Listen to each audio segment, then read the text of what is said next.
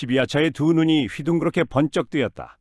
두 동강 난 금강봉을 내던진 순간 이미 그는 적수공권이었으나 몸에서 뿜어져 나오는 위세만큼은 결코 빈손처럼 보이지 않았다.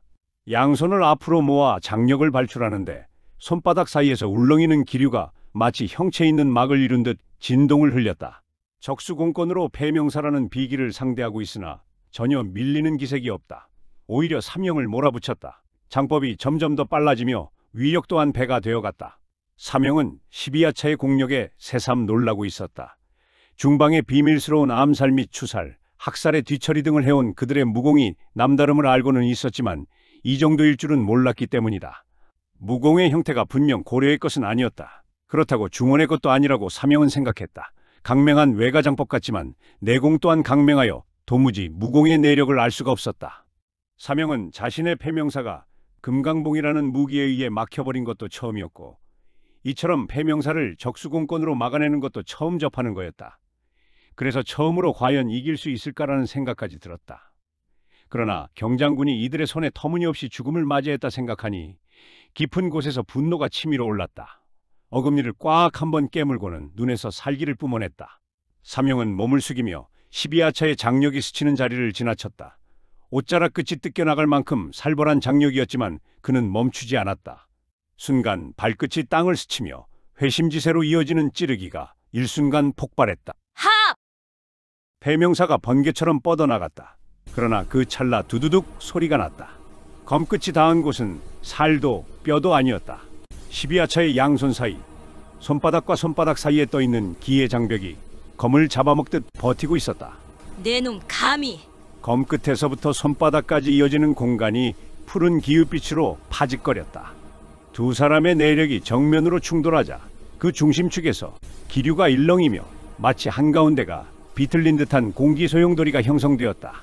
사명의 팔이 부들부들 떨렸고 십이하차의 팔뚝 근육이 마디마디 솟구쳤다. 서로의 발밑에 짚은 땅이 울어 흙가루가 잔잔한 파동처럼 피어올랐다. 사명은 더 깊이 기를 흘려보냈다. 폐명사의 날이 미세하게 울었다. 검에서 터져나오는 기세가 어느 순간 십이하차의 내력과 엇갈리며 갈라지는 틈을 만들려는 그때 갑자기 죽음 같은 기척이 뒤에서 날아들었다. 쿠! 땅을 울리는 묵직한 공음, 이어 파직하는 파공음과 함께 어린아이 크기의 돌덩이가 허공을 통과해 십이하차의 뒤통수로 날아들었다. 맛!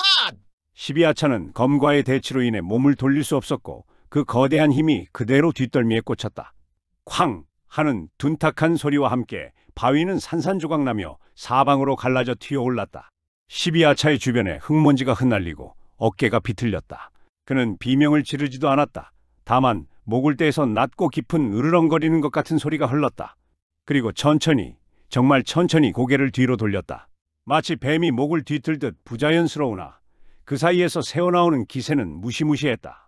눈에는 피가 서려 있었고 살짝 찢어진 입꼬리가 분노로 푸득거렸다. 그 시선 끝에 있었다. 박태산, 흑투성이 얼굴, 아직 완전히 풀리지 않은 혈도를 부여잡은 채 어떤 힘으로 버티고 서 있는지 모를 몸뚱이. 하지만 그의 양손에는 이미 두 번째 바위가 들려 있었다. 십이하차의 목소리는 거의 짐승의 숨결 같았다. 버러지 같은 놈! 박태산은 바로 답하지 않았다. 땀으로 범벅이 된 얼굴로 가쁜 숨을 내쉬며 들고 있던 돌을 가볍게 치켜들었다. 그래, 나다! 짧은 말이었지만 그 속엔 생사를 건 사내의 의지가 담겨 있었다. 십이하차의 입술이 천천히 벌어졌다. 웃으려는 건지 울부짖으려는 건지 알 수 없는 광기 어린 표정이었다. 그리고 그의 등 뒤에서 검과 맞부딪혀 있던 기류가 일순간 흔들리기 시작했다. 순간 사명은 대치하던 힘의 틈이 생기자 모든 내력을 검으로 집중시키고는 기해열로 곧장 찔러 들어갔다. 십이하차의 얼굴에 놀라는 기색이 역력했다. 그의 눈은 붉게 충혈되었고 이마에는 식은땀이 흘러내렸다. 혼신의 공력을 담아 자신의 기해열을 노리고 찔러 들어오는 사명의 검을 몸의 바깥쪽으로 돌리려 했다. 그러나 박태산으로 인해 순간 생겨버린 힘의 틈을 메우기에는 이미 늦어버렸다. 사명이라는 고수를 상대로 더욱 그러했다. 폐명사가 십이하차의 아랫배를 관통했다. 짧은 순간 십이하차는 자신의 장력으로 검이 흔들리지 않게 고정하고는 경공술로 미끄러지듯 10보 뒤로 떨어졌다. 아랫배에서는 피가 흥건하게 배어나왔다. 잠깐 말없이 노려보다가 그 자리에 무릎을 꿇고 주저앉았다. 사명은 검을 한번 탁 털고는 자세를 잡으며 말했다. 용케혈은 피했구나. 이제 지옥으로 갈 시간이다.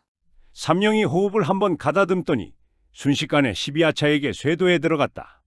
구마 12세의 11번째 초식, 용참지세, 무엇이든 베어버린다는 강맹한 도법의 진수. 12아차의 목이 떨어질 찰나 어디선가 휙 소리를 내며 철굿을 2개가 날아와 사명의 검을 때렸다. 어찌나 많은 내력이 실렸던지 하마터면 검을 손에서 놓칠 뻔했다. 사명은 곧바로 반대편 숲을 주시했다. 누군가 느긋하게 걸어나오고 있었다. 점점 가까워지자 사명이 말했다. 방삼열? 아니, 11야차.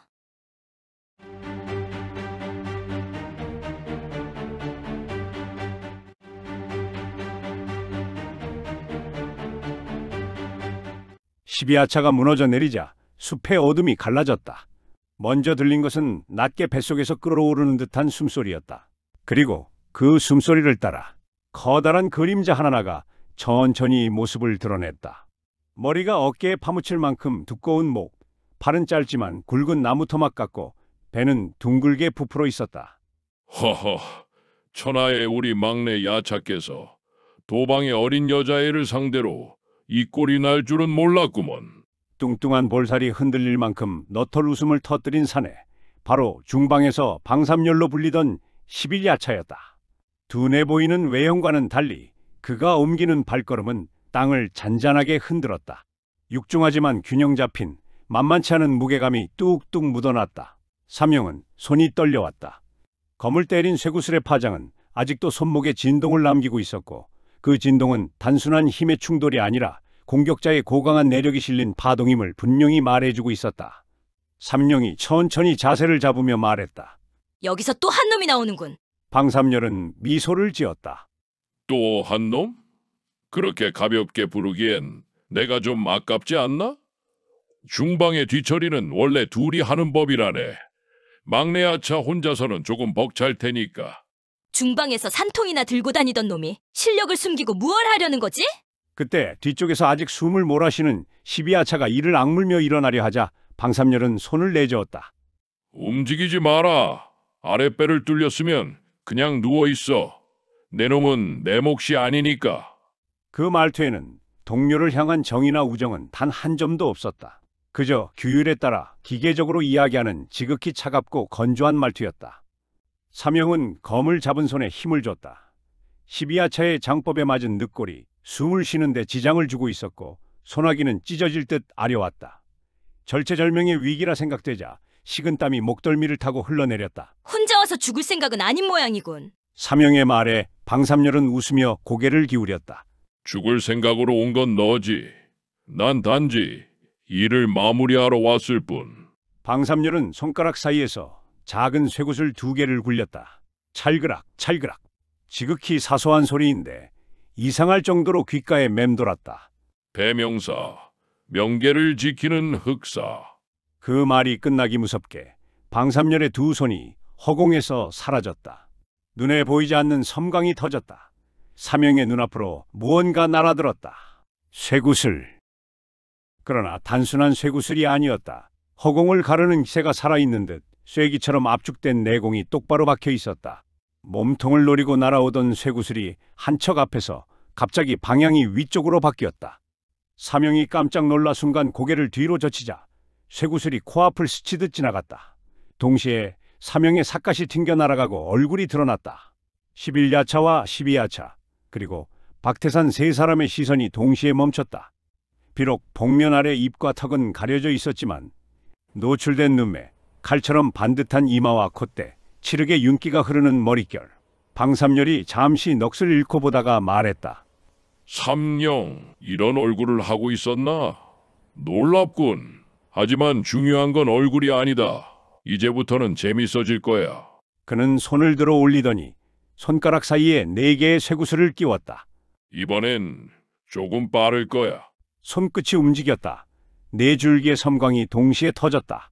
삼형이 몸을 비틀며 빠른 기세로 튕겨냈다. 검끝이 희미한 검각을 그리며 3개는 가까스로 비껴나갔다. 그러나 마지막 하나가 허리에 박힐 듯이 파고들었다. 순간 검을 내려 꺾어 힘으로 막아냈다. 배명사가 떨렸다. 검기가 뒤틀릴 만큼 강력한 충격이었다. 그리고 사명의 소나기가 한계에 도달했다. 크! 손바닥이 찢어졌다.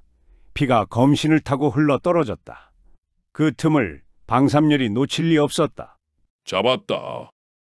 그의 손이 허공을 훑었고 그 순간 사명의 손에서 힘이 빠져나갔다. 배명사가 공중에서 빙글 돌더니 허공으로 가볍게 날아갔다. 찰칵! 방삼열의 두툼한 소나기가 검집제 배명사를 잡아챘다. 예쁜 물건이네. 드디어 내 손에 들어왔군. 사명의 동공이 흔들렸다. 손끝에서 통증이 번지고 피가 똑똑 떨어졌다. 방삼열이 검을 휘감아 보며 말했다. 자, 어떻게 할래? 주인은 검을 잃었고 놀이는 이제 시작이지. 그 말과 동시에 그의 손가락 사이에서 새로운 쇠구슬 6개가 반짝였다. 멀찌감치해서 바위를 들고 있던 박태산이 다급하게 소리쳤다. 사명, 움직여! 그놈 또 쏜다! 사명이 이를 악물었다. 도망칠 수 없다. 패명사, 반드시 되찾는다. 그때였다. 박태산이 들고 있던 바위를 던졌다. 바위는 찍어 누를 듯한 기세로 곧장 방삼열을 향해 날아갔다. 방삼열이 날아오는 바위 쪽으로 곁눈질을 한번 하더니 두 팔을 뿌렸다. 그러자 수십 개의 쇠구슬이 바위를 뚫고 지나갔다. 바위는 순식간에 공중에서 폭발하듯 흙먼지가 되었다. 박태산이 놀라고 있는 그때 사명이 틈을 파고들었다. 바람 같은 신법으로 접근해 일생의 공력을 담은 나한신장의 세 번째 초식 멸악진장을 방삼열의 복부에 적중시켰다. 악을 멸한다는 멸악진장, 나한신장 12초식 중 가장 파괴력이 높은 장력이 정확히 방삼열을 강타한 것이다. 사명은 속으로 안도했다. 멸악진장을 맞고 살 수 있는 사람은 없을 거라 생각했기 때문이다. 그런데 분위기가 심상치 않다. 낮은 자세였던 사명이 위를 올려다보니 방삼열이 능글능글한 웃음기를 띠며 사명을 내려다보고 있었다. 방삼열은 천천히 손을 들어올려 뒤로 보내나 싶더니 순간 눈빛이 변하며 전광석화같이 우장을 날렸다. 쇠골파. 사명은 재빨리 손을 교차시켜 방어했다. 태산이 누르는 듯한 압력이 몸 전체를 휘감았다. 가슴이 조여오고 숨쉬기가 어려웠다. 이내 가슴 속에서 뜨거운 것이 올라온다 싶더니 선혈을 한 움큼 토해냈다. 그러고는 세장거리를 그대로 날려갔다. 눈앞이 핑 돌아서 있기가 힘들었다. 의지와 상관없이 한쪽 무릎이 바닥에 닿았다. 방삼열이 껄껄 웃으며 말했다. 나의 반탄공은 우리 단주님도 인정하셨지. 이어 그가 말했다. 도방의 잔당들도 쓸어버렸고 무엇보다 배명사를 손에 넣었으니 이제 고려에서 우리의 용무는 끝났다. 뭐 한 가지 남았긴 하지만 그건 그분이 알아서 할 일. 그럼 사명 잘 가시게. 방삼열이 풀밭에 누워있는 어머니 옆에 서영을 한번 보고는 12아차와 같이 온 복면괴한들에게 지시했다. 저 아이도 마저 데려가야지. 그리고 여기 빨리 정리해. 그러고는 어두운 숲속으로 유유히 사라졌다. 지시가 내려지자 복면괴한들이 빠르게 움직였다. 복면괴한 대여섯 명이 서영 쪽으로 다가오자 박태산이 이를 상대했다. 휘몰아치는 협공에 박태산의 상처가 늘어갔다. 사명은 정신을 차리려고 안간힘을 썼다. 서서히 진기를 가라앉히자 10여 장 앞에 박태산이 고전하는 모습이 시야에 들어왔다. 주변을 둘러보니 복면괴한 10수명이 자신을 애워싸고 있었다. 곧바로 옆에 떨어져 있는 검을 줍고는 남아있는 진기를 끌어올려 박태산 쪽으로 몸을 날렸다. 박태산을 공격하던 복면괴한 한 명을 베고는 앞쪽으로 막아섰다. 아이와 부인을 데리고 몸을 피하시오. 사명님, 삼령이 소리쳤다. 어서! 박태산은 서영의 노모를 들쳐업고 말했다. 영아, 뛰어! 냅다 뛰는 동안 뒤를 돌아보니 삼영이 수세에 몰려있는 모습이 보였다. 20여 장 정도 왔을까 복면괴한 3명이 어느새 앞을 막고 있었다. 박태산은 하는 수 없이 방향을 다시 돌려 뛰었다. 삼영이 그 모습을 보고는 신형을 날려 빠르게 다가오고 있었다. 그러던 중 서영이 복면괴한 중 한 명에게 팔을 잡혔다. 박태산이 돌아보려는 순간 삼영 쪽에서 번쩍하더니 굉장한 기세로 무언가 날아와 옆을 스쳐 지나갔다. 서영의 팔을 잡은 복면괴한이 삼영이 날린 검을 정통으로 맞고는 뒤로 날려갔다. 삼영은 맹렬한 기세로 달려오면서 땅에 떨어져 있는 또 하나의 검을 집어들고는 어느새 박태산 앞에 당도하여 자세를 잡았다. 이제 복면 괴한들에게 완전히 포위되고 말았다. 일대 다수의 난전이 벌어졌다. 박태산은 사명의 등 뒤에서 이리저리 피하기만 할 뿐이었다. 사명은 적극적인 공세보다는 최대한 방어에 집중하면서 틈을 보아 상대의 대열들을 노리고 찔러 들어갔다. 차 한 잔 정도 마실 시간이 지나자 복면 괴한의 반이 쓰러졌다. 이제 남은 복면 괴한의 수가 5이었다.